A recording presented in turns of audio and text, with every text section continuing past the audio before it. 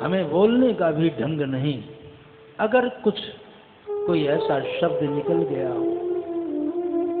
तो मुझे माफ कर देना, मुझे छोड़कर मत जाना। हम तुम्हारे बगैर जी नहीं सकते।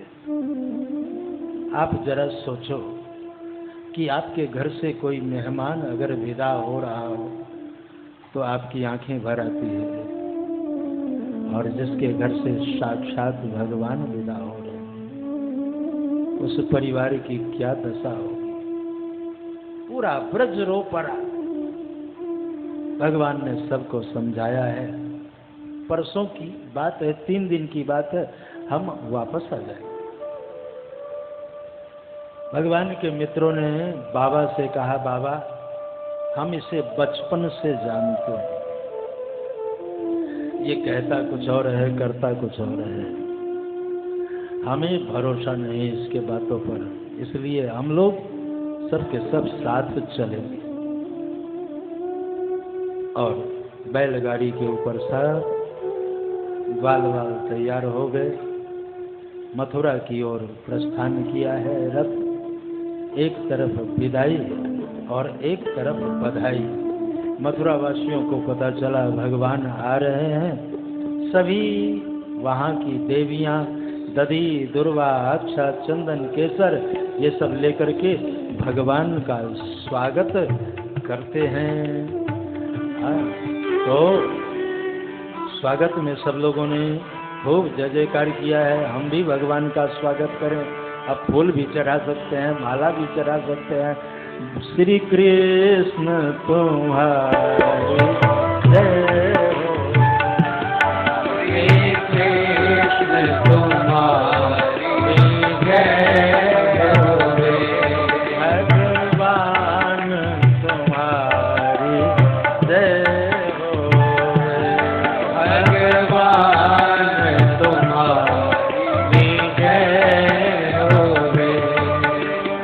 भगवान तुम्हारी जय हो, भगवान तुम्हारी जय हो, सुखधाम तुम्हारी जय हो, सुखधाम तुम्हारी जय हो, बलराम तुम्हारी जय हो, बलराम तुम्हारी जय हो, घनश्याम तुम्हारी जय हो, घनश्याम तुम्हारी जय हो, घनश्याम तुम्हारी जय हो। एक को दिया बाजी को तुम्हारी जय हो, घनश्याम तुम्हारी जय हो। एक को दिया बाजी को घनश्याम तुम्हारी जय हो, घनश्याम तुम्हारी जय हो। बोलिए भक्तवत्सल भगवान की जय, भागवत भगवान की जय। खूब जय जयकार हुआ। खूब मथुरा वासियों ने भगवान का अभिनंदन किया है, वंदन किया है। दधी, दुर्वा, अक्षत, चंदन इतने बरसाए कि सबके वस्त्र गीले हो गए। बोले वृंदावन बिहारी लाल की। ब्रजवासियों ने कहा, कन्हैया ये सारा ठाठ बाट बिगड़ गया। हाँ महाराज, ब्रजवासियों का ठाठ बाट अपना अलग है।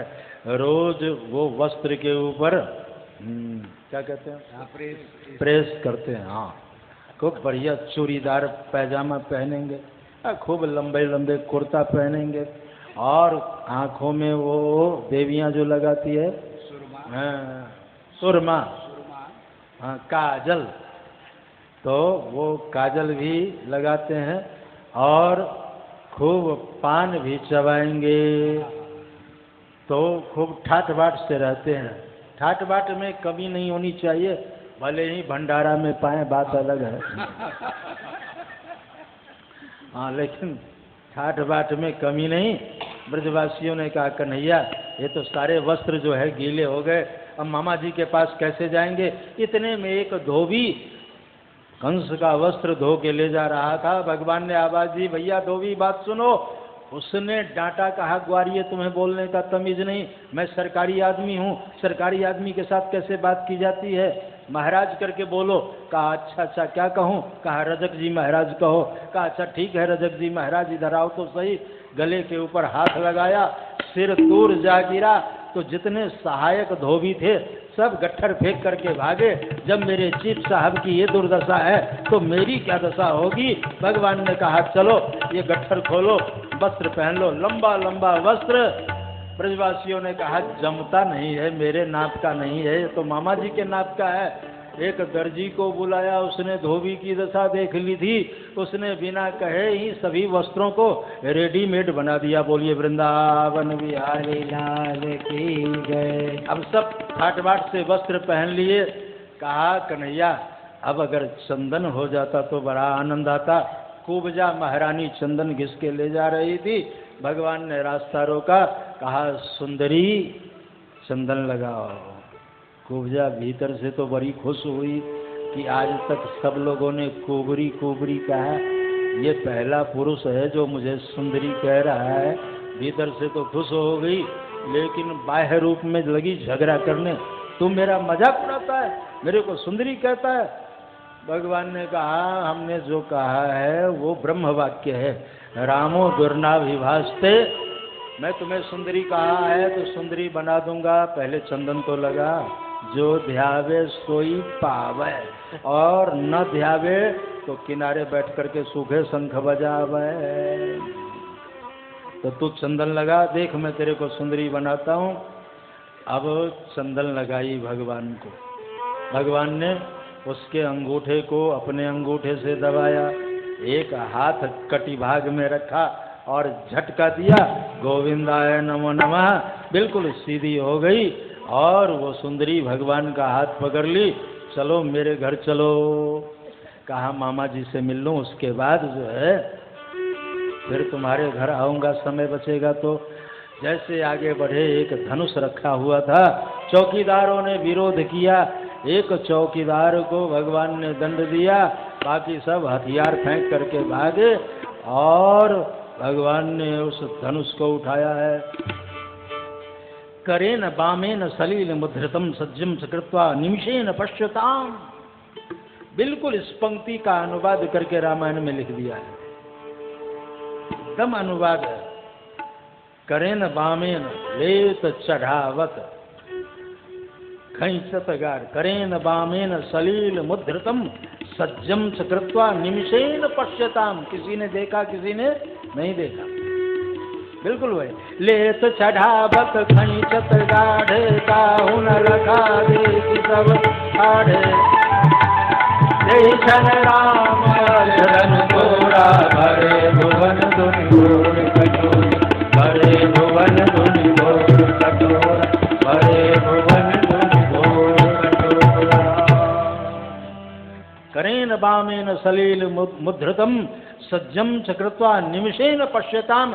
इक्षुदंडम मतलब जैसे गन्ना को बीच से खंडित किया जाता है, वैसे भगवान ने धनुर्भंग किया। भयंकर आवाज हुई, कंस चिल्लाया, क्योंकि कंस को वरदान प्राप्त था जिस दिन धनुर्भंग हो जाएगा तुम्हारी मृत्यु निश्चित है। अब कंस हताश हो गया, मंच से चिल्लाना शुरू किया, चाणूर मुष्टिक, देखते क्या हो, कृष्ण को पकड़ लो, उठा करके फेंक दो। और चाणूर सबसे मुख्य पहलवान था, भगवान को उठाया, गेंद की तरह ऊपर फेंका, उछलते हुए आए नीचे, जैसे गेंद उछलता है, नीचे आकर के उछलने लगे। 2-4 बार इस तरह किया। भगवान ने कहा चलो मामा जी के साथ थोड़ा कंदुक क्रीड़ा कर लेते हैं, खेल लेते हैं। उसके बाद चाणूर के शरीर में जैसे भगवान ने अपना अंगूठा लगाया, आकाश की ओर उठा, नीचे गिरते ही उसके अस्थि पंजर सब अलग हो गए। बोलिए वृंदावन बिहारी लाल की जय। अब चाणूर मुख्य पहलवान था, उसके मरते ही बाकी जितने छोटे मोटे पहलवान थे सब लोगों ने अपना अपना लंगोट उठाया, लोगों से कहा रास्ता दो भाई। कहा क्यों पहलवान जी आपकी कुश्ती नहीं होगी? कहा मेरे बाप दादों ने भी कुश्ती नहीं की, मैं तो कंस के डर के मारे आ गया था, जान बचे तो लाखों पाए, भैया जरा रास्ता दे दो। सब के सब भाग खड़े हुए, कंस बरबराने लगा। भगवान ने दाऊ जी से कहा नीचे की व्यवस्था तुम संभाल, ऊपर जरा मामा जी से मैं मिल के आता हूँ। एक छलांग लगाए और पहुंच गए मंच पर। मंच पर जाते ही कंस का केस पकड़ लिया भगवान। कंस ने कहा कि अरे कृष्ण मैं तुम्हें देखूंगा। कहा कि नहीं मामा जी आज मेरी बारी है, आज मैं देखूंगा। जैसे आपने मेरी माता जी का केस पकड़ के घसीटा, आज मैं भी आपको घसीटूंगा। वहीं से उठाया मामा जी को, गोविंदाय नमो नमः। भागवत में कंस वध के समय में आवाज करने की एक बात है, आज तो पहले ही कर दिया किसी ने, लेकिन मटका फोड़ने का विधान है, नारियल फोड़ने का विधान है, और नहीं तो तबला तो फोड़ना नहीं है। तो मैं तबले से ही काम चला रहा हूँ। ये हड्डियाँ टूट रही है, ये सिर फूट रहा है। कंस का वध हो गया।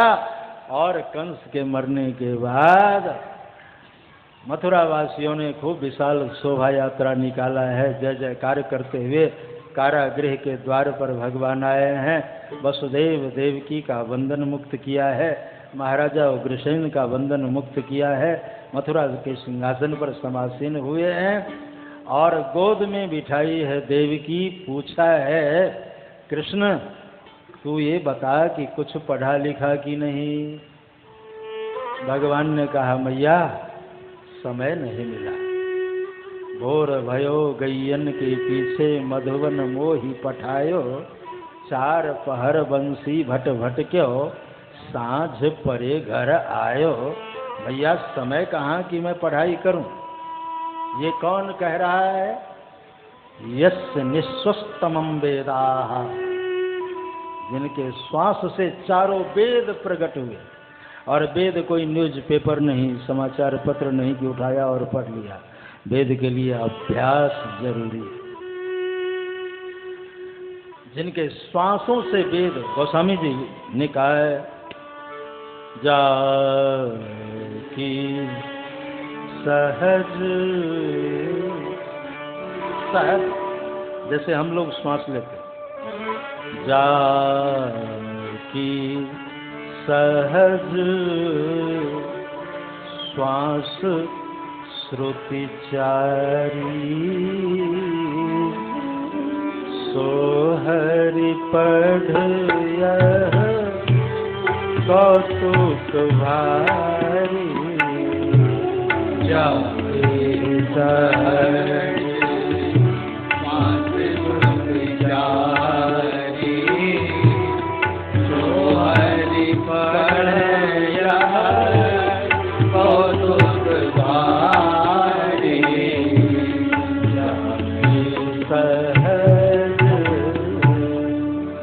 जाकी सहज श्वास श्रुति चारी, सो हरि पढ़ यह कौतुक भारी। भगवान का क्षौर कर्म इत्यादि कर दिया गया, यज्ञोपवीत संस्कार कर दिया गया।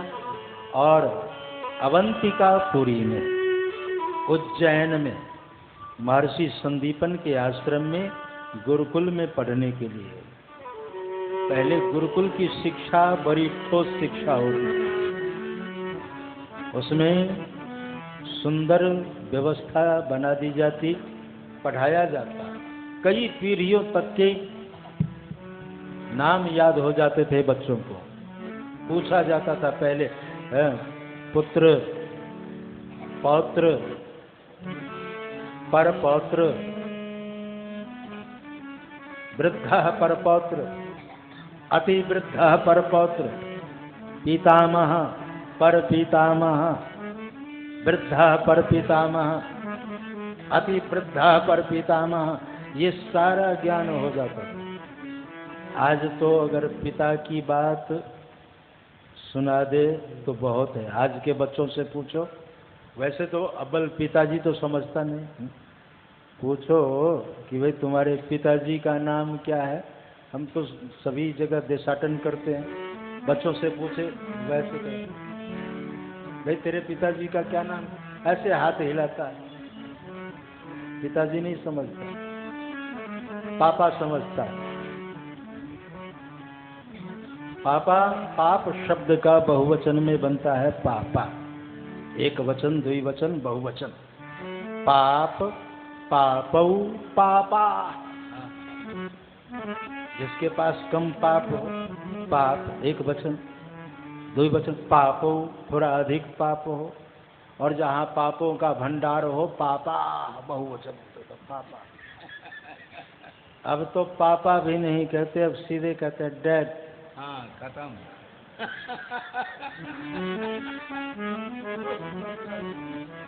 किसी बच्चे की हिम्मत है कि माता जी कह करके पुकारे,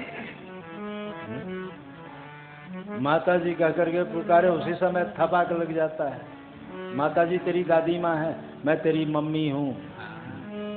जबकि पढ़े लिखे लोग जानते हैं विदेशों में सरे गले मुर्दों के मांस को वो मम्मी बनाई जाती है। हाँ, बहुत दिनों तक रखी जाती है ना, है उन लाशों की मम्मी बनाई जाती है, उसे मम्मी कहते हैं। अब तो मम्मी भी नहीं, मोम, एक माचिस का तिल्ली लगाओ, गोविंद नमो नमः। कहाँ तक झंझट करे, बस मोम। हम ये नहीं कहते कि आप अंग्रेजी भाषा, ये साधु संत जो होते हैं ना, इनको आप अंतर्राष्ट्रीय कह सकते हैं, ऑलराउंडर कह सकते हैं, सभी भाषाओं का ज्ञान होता है। मुझसे ही सुनो तो कई भाषा आपको सुना देंगे, तो भाषा का ज्ञान होना अलग बात है, लेकिन अपने आप को भूल जाना ये बुरी बात है। भारतीय संस्कृति है, इतनी उदात्त संस्कृति है। संस्कृति नाम से अगर हम किसी देश को जानेंगे तो भारत को ही जानेंगे, क्योंकि संस्कृति भारत में। बाकी संस्कृति क्या है वो तो आपको पता है।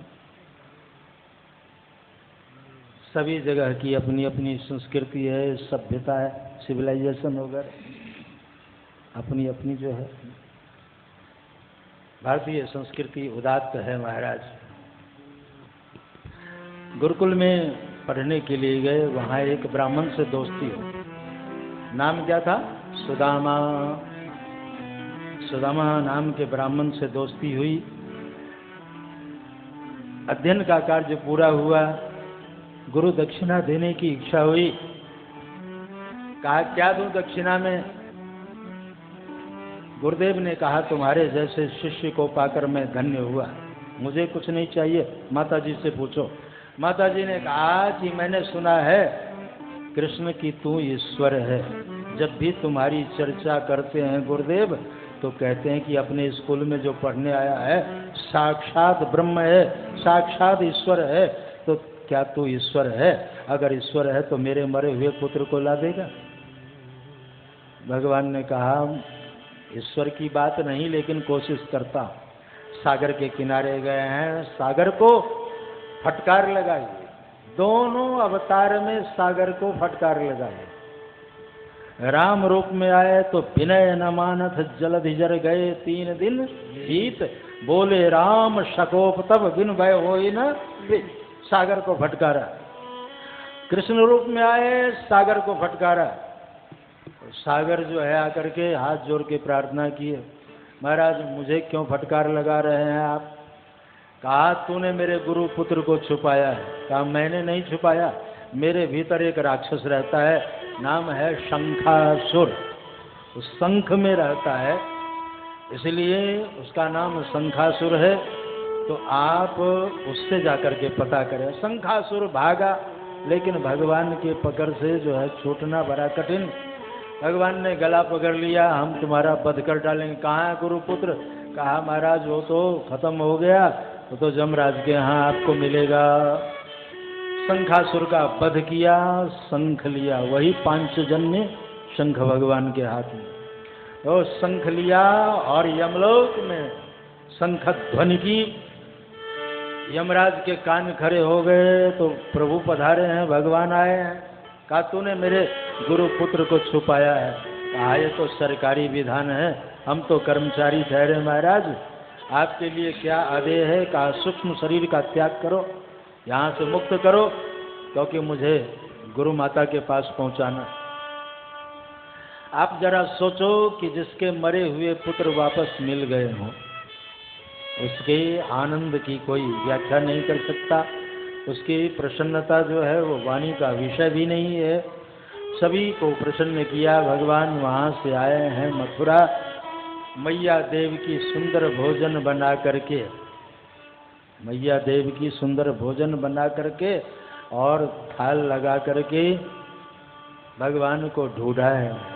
विचार कर रही हैं कि बचपन जसोदा के यहाँ बिता दी, गुरु के आश्रम में बिताया समय, पता नहीं क्या खाया होगा, जसोदा क्या खिलाई होगी, माता जी क्या खिलाई होगी। आज मैं अपने हाथों से सुंदर भोजन गोविंद को खिलाऊंगी, ये विचार करके परोस करके रखी। इतने में उद्धव जी का आगमन हुआ। उद्धव जी से कहा कि गोविंद नजर नहीं आते, भोजन का समय हो गया है, आप जाएं और उसे बुला करके लाएं, दोनों यही भोजन स्वीकार करें। उद्धव जी तलाश करते करते जब मथुरा के राजप्रसाद के ऊपर गए, राजप्रसाद का तात्पर्य छत से है, छत के ऊपर जब उद्धव जी गए तो भगवान प्राची दिशा की ओर देख रहे थे और नेत्र सजल थे। उद्धव जी ने जाकर कहा, अरे कृष्ण, ये तुम्हारे आंखों में आंसू, ये मैं क्या देख रहा हूं? भगवान ने कहा, उधो मोहि ब्रज बिसरत नाही, मुझे ब्रजभूमि की याद आ रही है, मैया की याद आ रही है, बाबा की याद आ रही है, ग्वाल वालों की याद आ रही है, गाय वज्रों की याद आ रही है। उद्धव, ब्रजभूमि को मैं भूल नहीं सकता, ये जन्मभूमि स्वर्गादपि गरीयसी, तो जननी जन्मभूमि की बात मैं कैसे भूल सकता हूं? महाराज कहा कि चलो भोजन का समय, और जैसे आए भगवान ने भोजन का थाल जो ढका हुआ था हटाए, उसमें गोरस देखा, गोदुग्ध, और गोरस देखते ही उठ करके चले गए। देवकी मैया रो पड़ी। उद्धव जी से कहने लगी, उद्धव मेरे हाथों का भोजन उसे अच्छा नहीं लगता क्या? उद्धव जी ने भगवान को बहुत समझाया, आज के व्यवहार से मैं खुश नहीं, आज आपने माँ का दिल दुखाया, आपको भूख नहीं थी लेकिन माँ प्रतीक्षा कर रही थी, कम से कम उसका मन रखने के लिए थोड़ा मुंह तो दिखा लेना था। और ये लोक धर्म में भी है, कोई अगर आपकी प्रतीक्षा कर रही हैं, अथवा माँ हो पत्नी हो, आपको भूख नहीं है फिर भी थोड़ा सा मुंह जरूर जुटाना चाहिए, एक परंपरा है। आपने आज माँ का दिल दुखाया है, गोविंद मैं आपसे प्रसन्न नहीं हूं। भगवान ने सजल नेत्रों से देखा और कहा, उद्धव मैया से कहना कि जब मेरे लिए भोजन परोसे तो उसमें गोरस न रहे। जब मैं गोदुग्ध देखता हूं तो मुझे मैया की याद आती है, गैया की याद आती है, ग्वाल वालों की याद आती है। उद्धव जी दुनिया के सबसे बड़े ज्ञानी, 3-3 पोस्ट प्राप्त है उनको। एक पोस्ट अगर किसी को मिल जाए, एक पद मिल जाए तो मद हो जाता है। हमारे पद के पीछे भूत लगा हुआ है, भूतपूर्व, पीएम सीएम सबका, अब सबके साथ भूतपूर्व लगा सकते हैं। हमने कहीं पर ये बोर्ड नहीं देखा अभूतपूर्व, क्योंकि अभूतपूर्व कार्य किसी ने ही नहीं। अब हो रहा है तो हो रहा है, अब अभूतपूर्व कार्य हो रहा है हमारा। पद के पीछे भूत लगाओ। 3-3 पोस्ट, 3-3 पद प्राप्त है। एक तो वृष्णि वंश के मंत्री और साक्षात बृहस्पति जी के शिष्य हैं, कृपा पात्र, और भगवान के दैत सखा हैं, भगवान के मित्र हैं। उद्धव जी दुनिया का बहुत बड़ा ज्ञानी, अद्वितीय ज्ञानी में से। उद्धव जी ने कहा, अरे उन अनपढ़ गंवारों को याद करके आंसू बहाते हो। जैसे उद्धव जी के मुख से निकला ब्रजवासियों के लिए अनपढ़ गंवार, भगवान ने प्रसंग बदल दिया। उद्धव तुम एक काम करोगे, ब्रज में जाओगे। गच्छोद्धव ब्रजम सौम्य पितृर्नो प्रीतिमावह गोपीनां मदवियोगाधि मत संदेशैर्विमोचय तामन्मनस्का मत्प्राणा मदर्थे त्यक्त्य देहिका मामेव दैत्यप्रेष्ठम् आत्मानं मनसा गता। गच्छोद्धव, उद्धव तुम ब्रज में जाओगे, मैया को समझाओगे, बाबा को समझाओगे, ग्वाल वालों को समझाओगे, गाय बछड़ों को समझाओगे। उद्धव जी को ज्ञान का अभिमान था। उद्धव जी ने कहा कि जाने की देर है, मैं वो ज्ञान की गाथा सुनाऊंगा कृष्ण की लोग तुम्हें सपने में भी याद न करें। भगवान ने कहा पहले जाओ तो सही, जब तक मैं अपना कोई परिधान नहीं दूंगा लोग तेरे को पहचानेंगे नहीं। मन ही मन कहा और भगवान ने अपना पीतांबर दे दिया। चले मथुरा से जब कुछ दूर वृंदावन निकट आया, वहीं से प्रेम ने अपना अनोखा रंग दिखलाया। उलझ कर वस्त्र में कांटे लगे ऊधो को समझाने, तुम्हारा ज्ञान पर्दा फाड़ देंगे प्रेम दीवाने। बिटप झुक कर ये कहते थे इधर आओ इधर आओ, पपीहा कह रहा था कि कहाँ या भी तो बतलाओ। नदी जमुना की धारा शब्द हरि हरि की सुनाती थी, भ्रमर गुंजार से भी यह मधुर आवाज आती थी। मोरे श्याम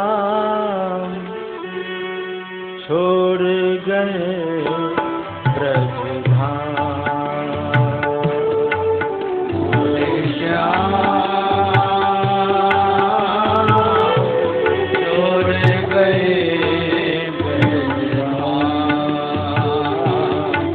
मोरे श्याम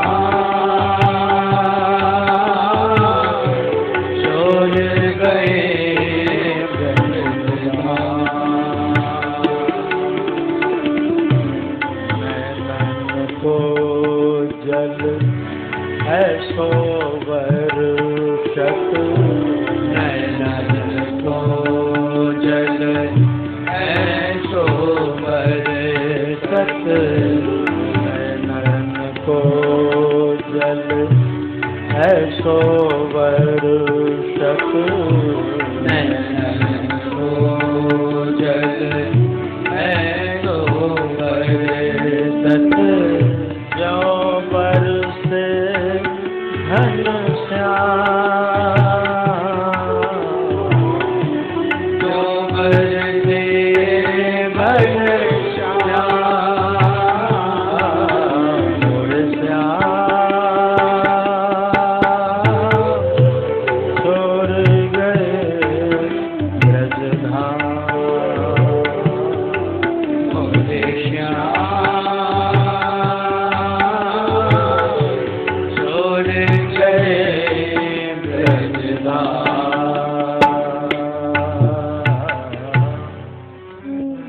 ब्रज की हालत बहुत गंभीर। जब से भगवान आए तब से गायों ने चारा खाना बंद कर दिया। बाबा की दशा तो रोते रोते आंखों की ज्योति कम हो गई। जसोदा की तो रोते रोते आंखों की ज्योति ही समाप्त हो गई। गाय बछड़ों का शरीर बिल्कुल कृश हो गया। रोज की भांति ब्रजवासी भगवान के जितने बाल सखा अपना डब्बा लेकर के अपने अपने टिफिन लेकर के आते, मथुरा वृंदावन रोड पर बैठ जाते।